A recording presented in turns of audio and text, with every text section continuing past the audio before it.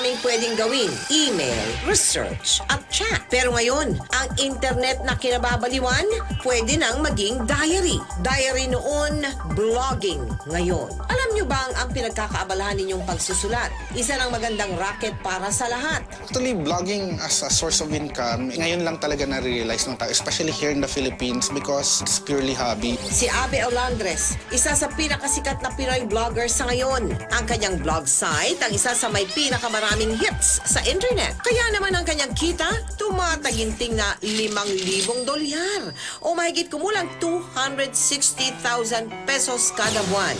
Noong unay, tungkol lamang sa kanyang mga personal na karanasan sa araw-araw, ang kanyang isinusulat hanggang sa unti-unti siyang nakilala sa mundo ng internet. It's a hard thing. A lot of people have been emailing me asking me, hey, I want to put a blog because I want to earn. It's not that simple. And only in 2005 did I realize na, hey, mukha pwede palang mag-advertise sa blog.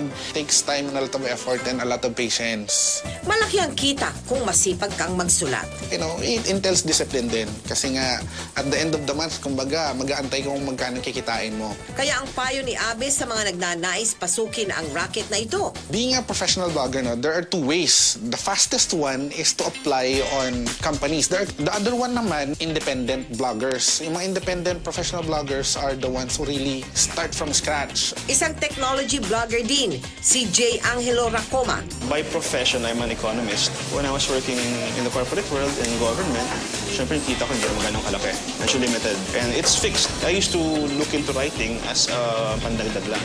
Pero nakita ko, parang mas malaki pa rin kinikita ko sa writing. Parang as just blogging. And from experience, you can earn anywhere from, let's say, $300 a month to $1,000 a month. Karaniwang kumikita sa advertisements ang mga bloggers na tulad nila Jay at Abe sa mga banner ads, ad links, at kahit ang simpleng pag-click lang ng isang reader sa blog, ang ilan daw sa mga nagpapataas ng revenue income ng isang blogger. Kadalasan ay through courier o money transfer ang bayaran.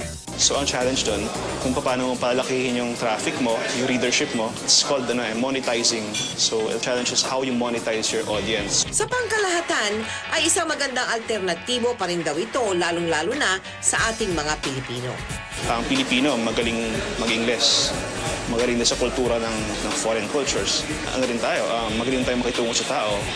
Ayon kay Professor Jaime Jacob, isang internet marketing specialist. Yung mga underemployed, unemployed, and yung mga retired, they could go into this business. The internet is the medium. Patunay ang nakaraang Philippine Web Blog Awards sa pagiging sikat ngayon ng blogging sa mga Pilipino.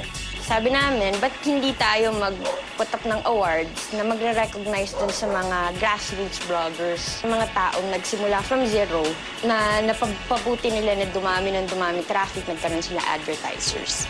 Sa mahigit 33 milyong Pilipino na walang trabaho, napakagandang oportunidad na ang blogging upang kumita in dollars pa.